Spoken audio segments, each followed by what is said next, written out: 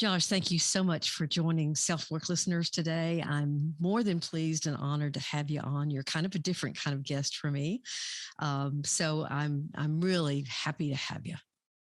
Thank you for having me. I'm so happy to be here, and I love a psychologist. I've been seeing one for 15 years, so I feel comfortable. There you go. There you go.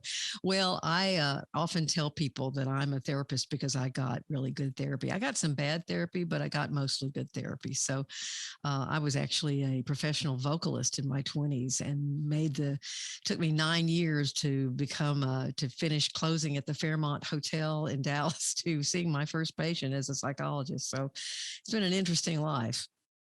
Do you find I find in the psychologists that I've met and therapists that there's a good portion who knew it right away, and Mm-hmm. then similar to your story, there are people who found it in sort of like the second act or the next chapter Yeah. of their life. They were drawn to it. Why do you think that is? That's an interesting question.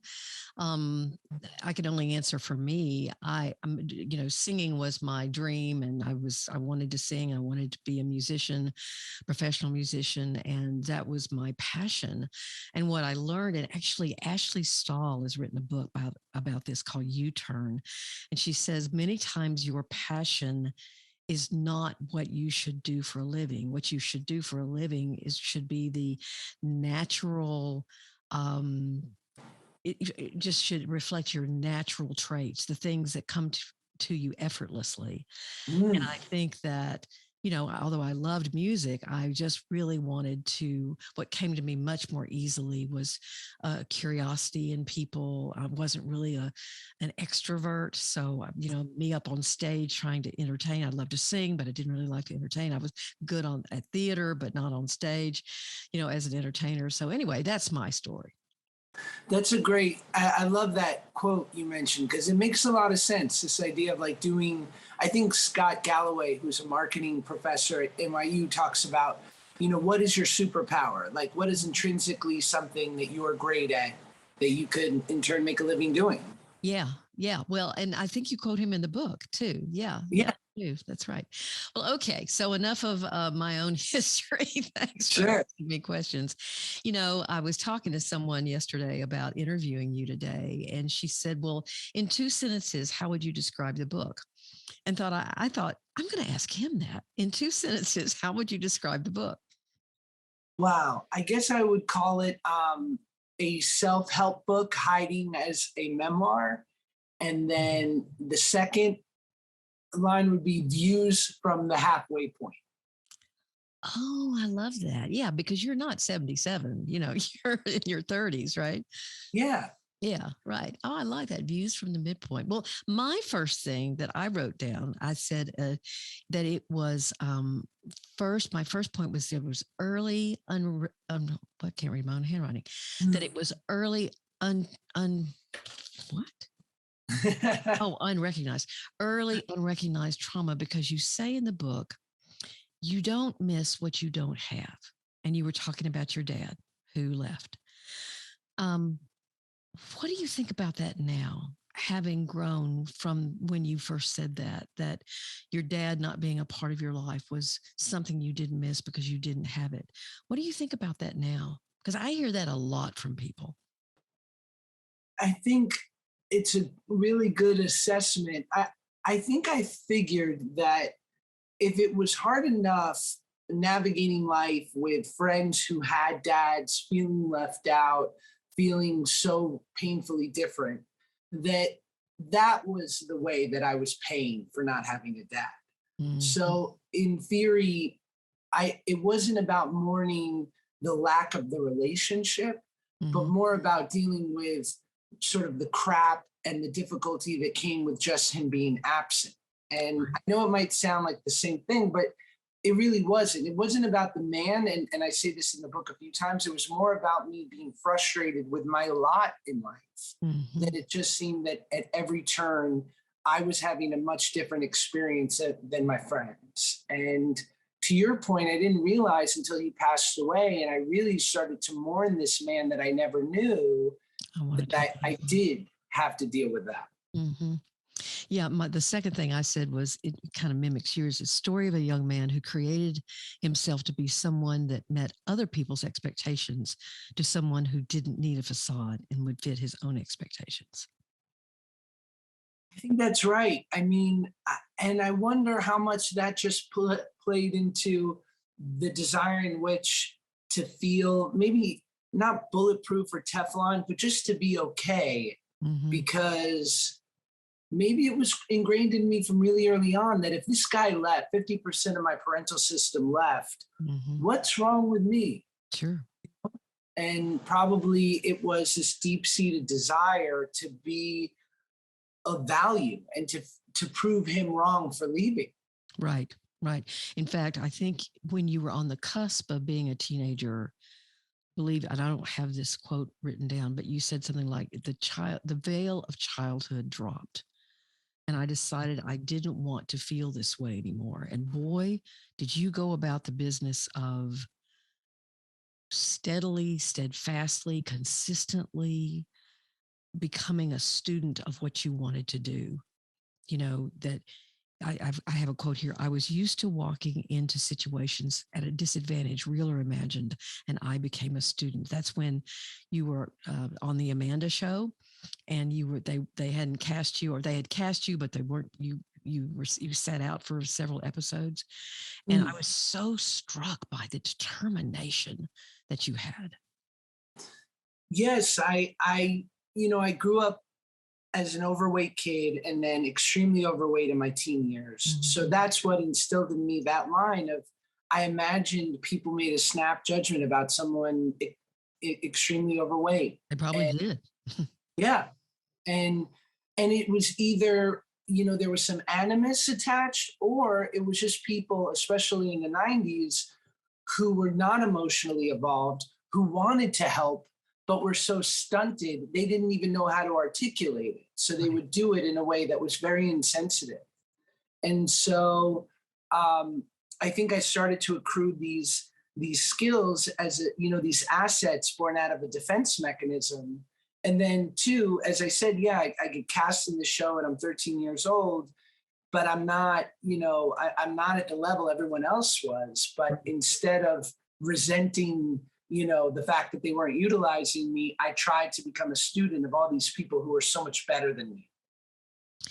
But I guess, so many people would say, well, yeah, I'm here, but then they're not using me. And instead of that serving as an impetus to study harder or try harder, they would have been demoted or, defeated by that. And you instead turned it into fodder for more and more and more determination.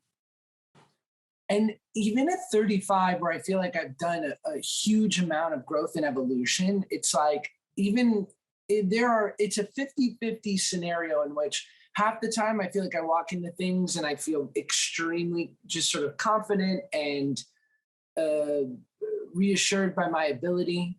And Hmm. then there's times where I go, oh yeah, like this is the way I go about things. I'm coming in at a disadvantage. This isn't working right yet.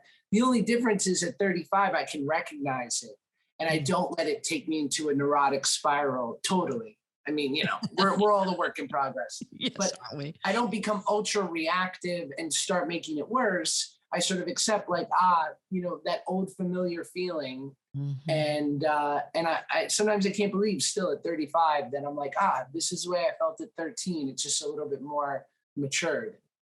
One of the things that, because you were talking about being really, really overweight, and of course that was a part of you being on the Drake and Josh show, that was part. A lot of the I watched a couple of episodes, and a lot of the funny lines were all about that.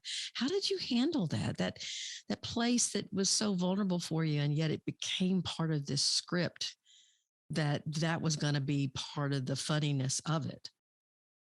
I think to the writers' credit of Drake and Josh, and what made it good and have sort of this lasting power was, the creator of the show was, pretty overweight himself, Oh, really? and had also been a kid actor, and so I think he was so familiar with sort of the tropes and Wow. um, for lack of a better word, the hacky humor that can come from the low hanging fruit of making fun of someone's appearance. Yep. that they were always sure to be really smart about Drake and my relationship. So, Drake was handsome and cool and a musician, but he was also kind of dumb Yep. and sort of the straight man. Whereas my character was nerdy and overweight, but he was incredibly smart and really funny. So luckily there was a good balance. But to your point, I just think what was so hard was this idea of you walk out on stage in front of an audience of 400, teenagers, and no matter how funny you are, you're not getting the same sort of applause as kind of the teen heartthrob next to you. And I think that hurts. Yeah, I bet it did. So what was the trigger that I don't quite remember from the book? What was the trigger that actually you said, I'm going to lose this weight? I talk about it in the book, but not in a lot of detail. I remember I was 17 and my mother and we would take cross country trips all the time. My mom's terrified. An interesting person. She was a real trooper.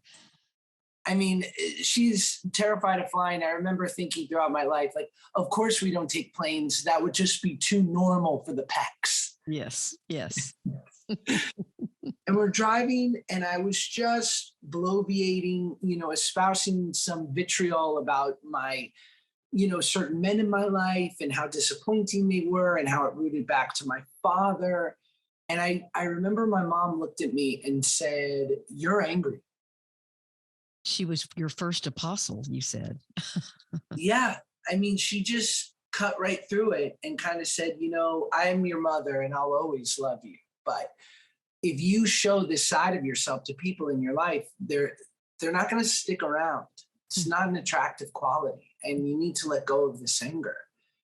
And while I wasn't equipped to really deal with it in that moment, just being exposed in that way, like literally just lifting the bandage slightly so that some air could get in.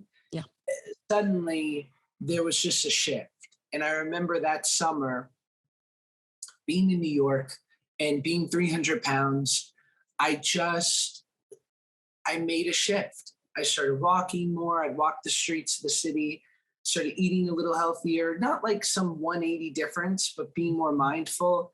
And it was like between that realization in the car and also having wanted to start losing weight for a decade, right, I was finally ready to do it.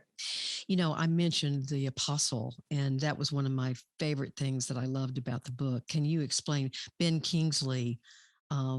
You were in a movie with him, and you asked him a question, and he answered it. I'd love to hear that story. Sure. So I worked with, Sir Ben Kingsley, who's my favorite actor because Sir Ben Kingsley, I should. Listen, no worries. But I know he is very, fond of his knighthood. And so I work with this guy who's literally my Michael Jordan. And we're shooting for 6 weeks in New York City. And on the final day, I was probably still collecting father figures, but I felt compelled to ask him, at 20 years old, if he had any advice. And he looked at me and said, "Find your apostles." Now, it was in this moment I thought, I'm looking for the secrets of how to be a movie star, not some New Testament deep cut.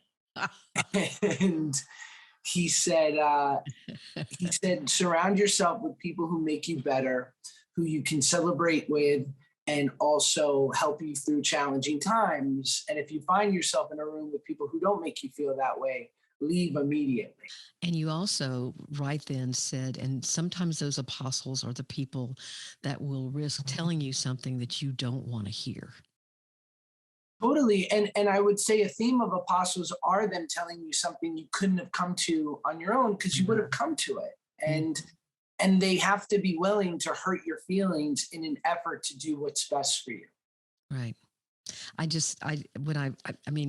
circled that. I think that's a wonderful way of going back and marking your life to see when did these experiences happen? Was it a person? Was it a group? Was it that I learned something that I could not have learned on my own?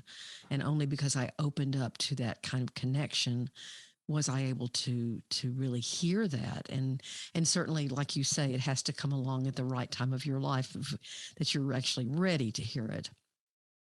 Absolutely. It was and in that moment, I mean, it would take years for it to really set in for me. But once it did, once I was actually ready to employ that into my life, it was such a turning point. That's fascinating, I think. So I wrote down to when I was reading the chapters about, you're becoming an alcoholic and a drug addict. I put down addiction hopping. I mean, it's so common. You went from overeating to overdoing the others and escaping. So, uh, can you talk about that? That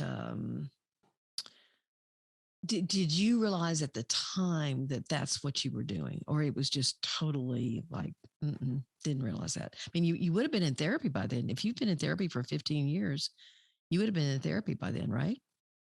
Yeah, I actually might have misspoke. It's probably closer to 20 at this point. Oh, wow. And Okay. and God bless my therapist who, you know, I've always been so fond of, but I remember this time specifically. And that while there were a lot of people in my life taking a hard line with me, Mm-hmm. he just, I mean, granted, at least his time wasn't totally wasted because, he was getting paid to be there, but he gently sort of help guide me towards 12 step, which I know, not all psychologists subscribe to, but many will sometimes say and you can probably speak to this better than I can, knowing in recovery, there are certain psychologists who will have a patient who's obviously an alcoholic or addicted and say, we can't even do the work necessary until you get into some sort of recovery program. And that makes a lot of sense to me. But he never took a hard line. He just really gently guided me towards that and kept, delivering evidence and data that would suggest that my life was unmanageable. And yeah, as far back as I can remember, I ate sweets different than my fellows. And I was using sort of my first introduction into something that gave me a nice wave of dopamine and helped to numb my feelings. And then eventually, when I lost the weight, I was a new body, but with the same head. Yeah. And so when I found drugs and alcohol, they were so much more efficacious with less calories. So it was sort of a match made in heaven or hell. And yeah, and what I did with it to say, okay, so you had been so resolute, so determined, so what's the word I'm looking for? Focused on proving your dad wrong or proving you could be successful. You say, I was dying to be reckless. And I thought, I see a lot of people do that who grow up in either really highly rigid control environments or who do have it's like they have a stair step that they do this and then they are supposed to do that and then they're supposed to do this, whether it's set by themselves as individuals or whether it's parental expectations. And I hear the same thing from them. They reach at some point where they want to do something that's not controlled, that's not about the plan. Yes. Oh, I think that's, and that is sort of like the X factor in all of this, because I certainly had a proclivity for addiction. And I, as you said, I was sort of hopping, but then the X factor was I just wanted to be young and stupid. And I felt like I was owed this time. And it's funny, I told this story in another podcast and someone said, maybe you were kind of owed that time. And, it's not unreasonable. I think a lot of people are sowing their wild oats at that part of their life, but I was just doing it in such a hyper destructive way that it was not sustainable. Mm-hmm. Yeah. Yeah, that was a very dark part of your life to read and to I'm glad you lived through it actually, because you did have some very serious you were in some pretty dangerous situations there, it sounded like. Totally. And it was, I mean, having my mom, who's now 77, read the book and, I lived it. So it's not new information for me, but a lot of it was for her, even though she intimately knew sort of what I was going through and was having her heart broken watching her kid go through this. Yeah. She had never actually heard some of the details, and she kind of called me halfway through the book and said, I need to put it down for a bit and revisit it, because I imagine it's very challenging for a parent to hear their kid go through that. So that leads us very naturally to, you're now a parent. Yeah. And how old is Max? He's 3. He's 3. Oh, wow. What an age. Do you have kiddos too? I do. I was lucky enough to have a child. I guess your mother was an older mom, and so was I. I was 39 when I had a son, so he's 27, and he's there in LA. So, Oh, awesome. yeah. So, I also, I don't know if he'll ever write a book, but there will probably be some that I would find difficult to read as well. Naturally. I mean, and that was, I remember my mom sort of, having, obviously supportive and a fan of everything I do, but, reconciling this idea of your child is a reflection of you. And despite the fact that we so clearly know that I was able, knock wood, to come out on the other side and have this beautiful full life, by me being so public with my story, I sort of inadvertently was public with her story. Outed her a little bit too. Yeah. Mm-hmm. Yeah, totally. Mm-hmm. Hey, was she okay with that? I think it took a minute, but because to her credit, she's a pretty private person. And I think she's always had like a natural talent for singing and acting. And she's a natural performer, but she didn't quite go for it. I think she didn't have the support, but also I think deep down this life wasn't for her. So I think in a way her greatest feeling. Yeah. I mean, I think her greatest joy is getting to watch her kid, be successful in something that she's always loved. But to your point, she's a pretty comfortably private person. Mm-hmm. So your wife is named Paige, and you also call her one of your disciples, or one of your apostles. Yeah, and I would imagine, and I hope that most people would call their spouse or their partner an apostle, because it sort of encapsulates what a partner is in most cases, with someone who sees you for who you are, who is able to cut through sort of the subterfuge or the projected sort of image that you want to show to the world. Yeah. And they have a vested interest in you being at your best, because if you're not, they suffer for it. So my wife, in a loving way, has never held her tongue if she finds something that I could be doing better. My husband, when my book came out a couple of years ago, it was like a couple of days after, and at that time it was doing pretty well. And he got up one morning and goes, Margaret, you got to come look. And I said, why? He goes, there's paparazzi out in the yard. And of course there wasn't. That is awesome. I said, well, I cannot say on air what I said to him. Good for you. He sounds like a great guy. Yeah, he definitely lets me know when I've gotten a little bit big for my britches, as we'd say here in Arkansas.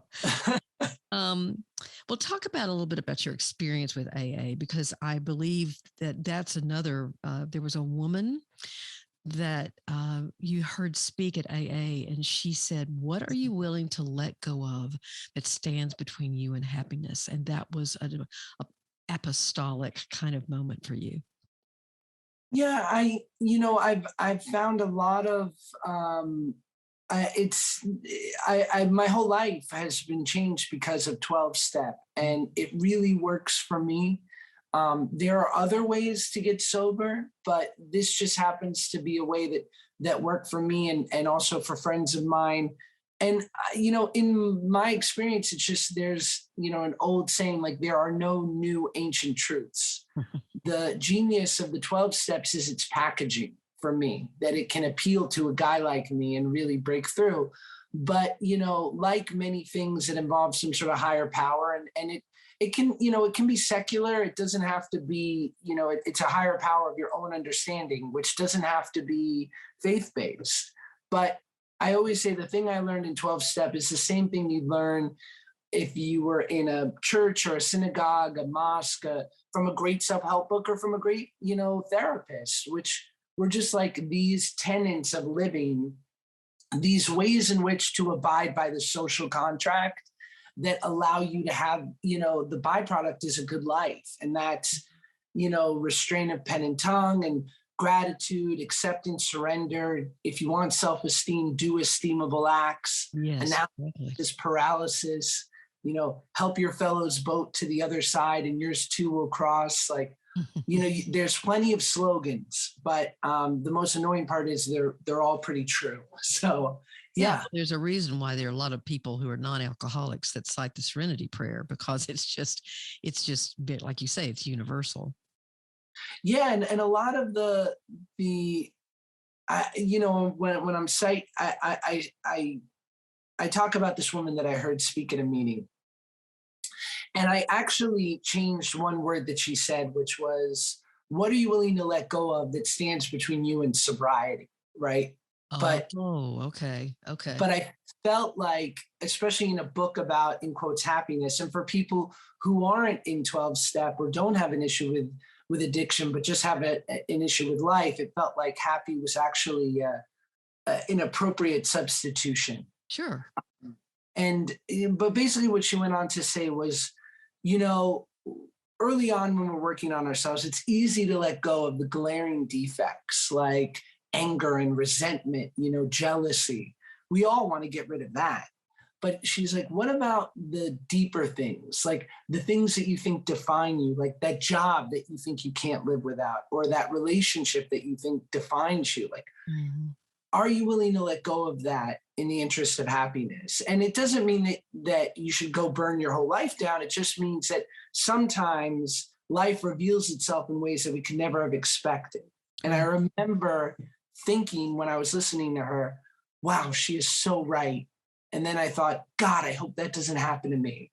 And that's exactly what happened when I went almost 3 years without working as an actor. And I had to reconcile how much my identity was wrapped up in this thing that I thought was my raison d'etre, was my, reason for living. Mm-hmm. But then all of that happened concurrently, it sounded like, with this acting coach named Sharon that you began working with. That and I really had to smile when I read that, you would say one sentence and she would have you repeat it and repeat it and repeat it and repeat it, because I've been there. And you just, at the same time that you were going through those 3 years, you were also recreating your sense of, I'm not going to put on that act, that facade, that persona anymore. That I don't want to do that. That I need to find my own way of being, my own way of expression, my own way of quote unquote acting. And, Josh, not that I'm, oh my Lord, I'm no expert on acting, but I watched some of your early work and then I watched some of your later work, and the difference was astounding. In your believability. Now, I know the first time you were a kid and you were an adult, but I was just going, well, you could see exactly the work that he did. It was astounding.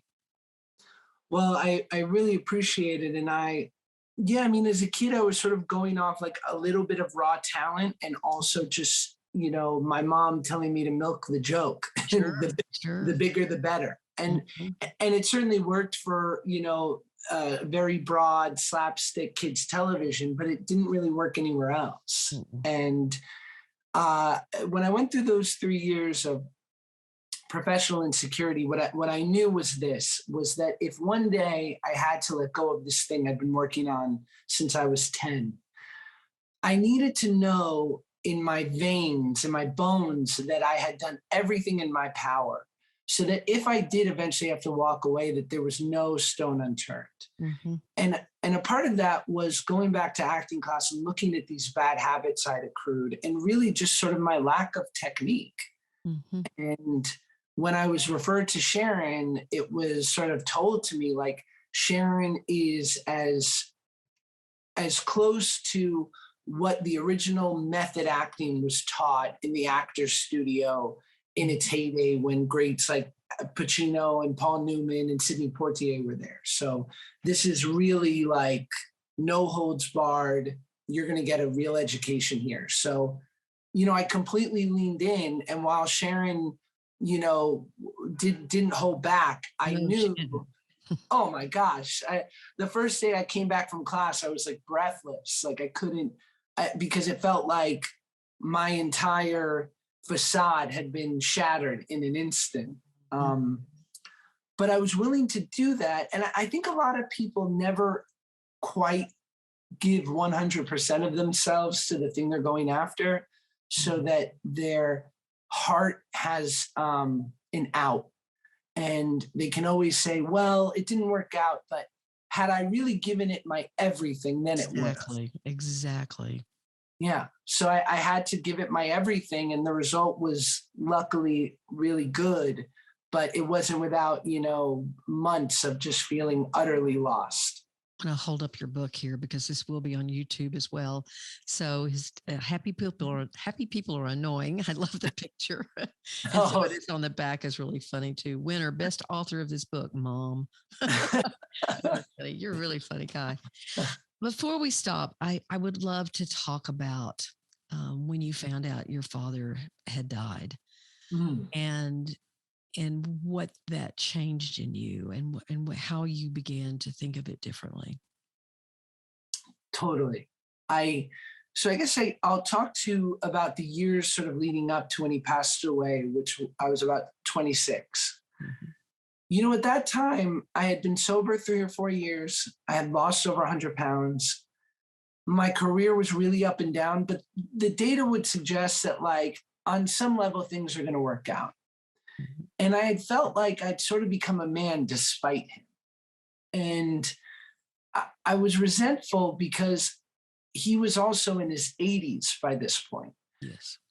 So I felt like, well, if I go find him now, I know what he's getting, like kind of a full-grown adult son who really needs nothing from him. But what do I get? Like, we're not going to play catch. I don't even get the full experience now. It's too late.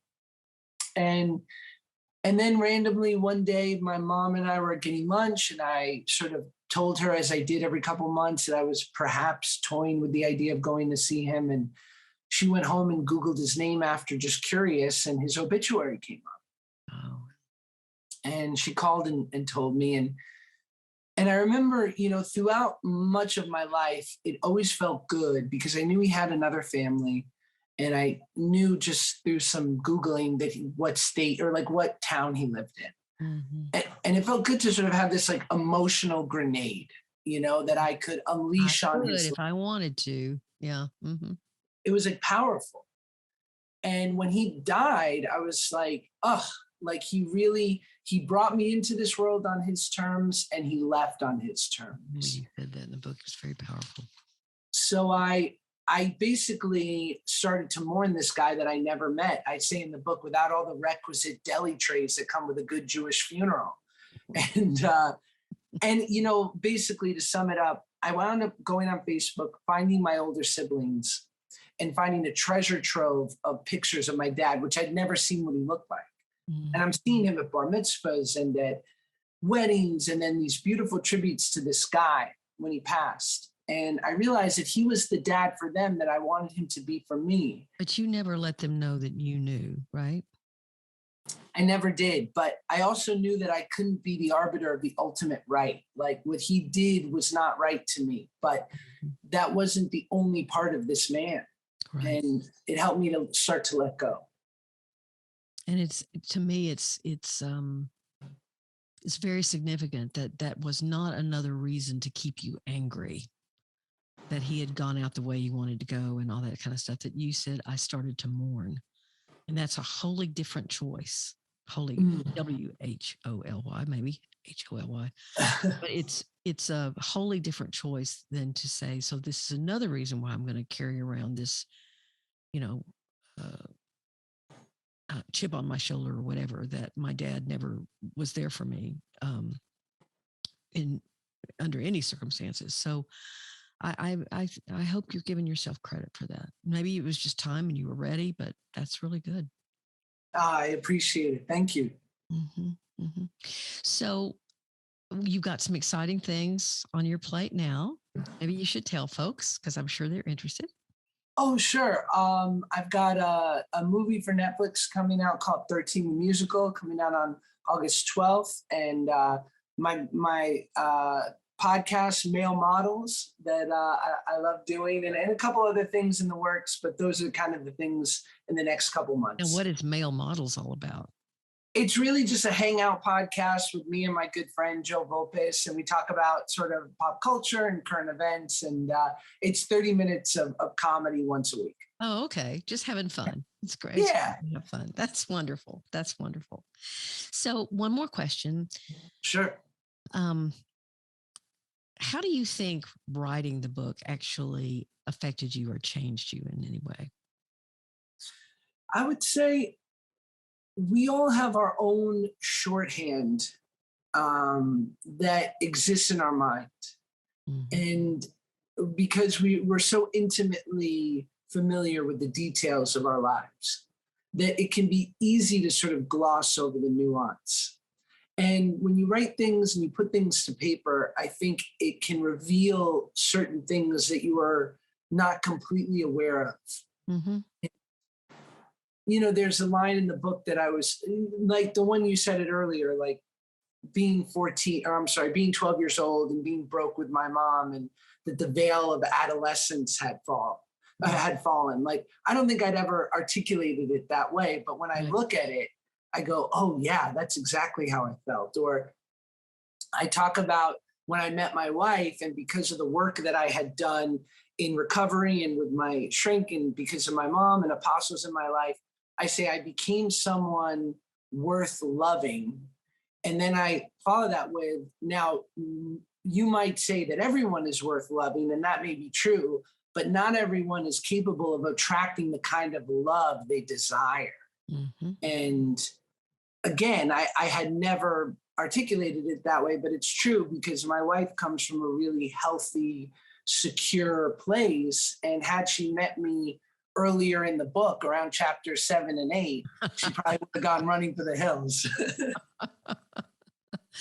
And what are you learning about being a dad? You said you come by it very easily, is what you said. Oh, I'm so lucky. Yeah.